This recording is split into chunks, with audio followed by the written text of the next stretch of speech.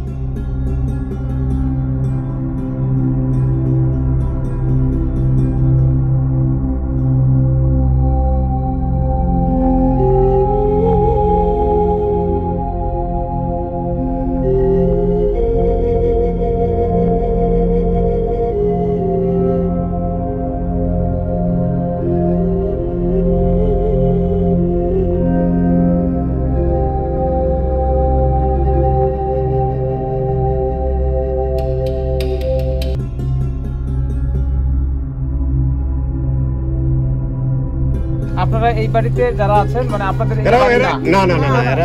বাড়ি না, এখানে থাকতে হচ্ছে আপনাদের বাড়ি, আবার আশ্রয় কেন্দ্রেও তো সবার পক্ষে থাকা সম্ভব হয় না। যারা মোটামুটি একটু নিজের সম্মান বোধ করে, তারা তো আশ্রয় কেন্দ্রে থাকতেও পারে না, একসাথে অনেক মানুষ একই পরিবারে একই জায়গাতে। তো আপনাদের অনেক কষ্ট হচ্ছে, আমাদের বাড়ি একেবারে ডুবে গেছে। যারা ফুল টাইম লেগে থাকে 24 ঘন্টা হেভেন টিউনে সবকিছু শেয়ার করে, তার মধ্যে একজন হচ্ছে আমাদের দবির বিন তুরাবালি। সুনামগঞ্জে প্রবলেম হওয়ার পরে আমি যখন সুনামগঞ্জে এসেছি, তখন সে বারবার নক করছিল আমাকে যে ভাইয়া আপনি আমাদের এলাকাতে একটু যাবেন, অনেক মানুষ কষ্টে আছে। এখানেও দেখলাম যে প্রচন্ড কষ্টে আছে মানুষ। যে দবিরের কথা বলছি, দবিরদের ঘরও ডুবে গেছে। তো আমরা আপনাদের জন্য সামান্য কিছু খাবার এনেছি, খাবারটা খাবেন। খাবারটা তো অলরেডি দিয়েছি। আর ঘর কার কার যে ডুবছে, আপনাদের সবার ঘর ডুবে গেছে? আপনার ঘরও ডুবে গেছে? আপনারও? আপনার ঘরও ডুবে গেছে? আপনারা এখন এই বাড়িতে আছেন কি মেহমান হিসেবে? আমরা চেষ্টা করছি আমাদের আন্তরিকতা দিয়ে আপনাদের পাশে দাঁড়াতে। আপনার জন্য এখানে 1000 টাকা আপনার জন্য, এটা হাদিয়া। হ্যাঁ, ঠিক আছে, আপনারা কিছু খাবেন না, কপালে হাত দেবেন না, দোয়া করবেন আমাদের জন্য। আর যার যার ঘর চলে গেছে, আমি সামান্য একটু আপনাদেরকে হেল্প করার চেষ্টা করি।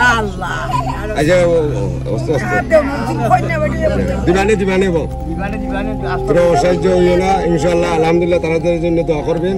তাদের যে গ্রুপটা এত দূর থেকে আসার পরে আমাদের যারা হেভেন টিউনকে এভাবে ভালোবাসে, আমরা তাদের মূল্যায়ন তো অবশ্যই আমাদের কাছে, আমাদের মনে হয় যে আমরা একই পরিবারের মানুষ।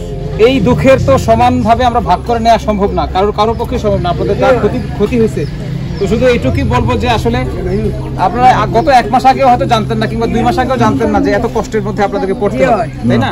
তো আল্লাহ তাআলার হুকুম ছাড়া তো কিছুই হয় না। আপনারা ধরে নেন যে এটা আল্লাহ তাআলার পক্ষ থেকে অবশ্যই একটা বড় পরীক্ষা।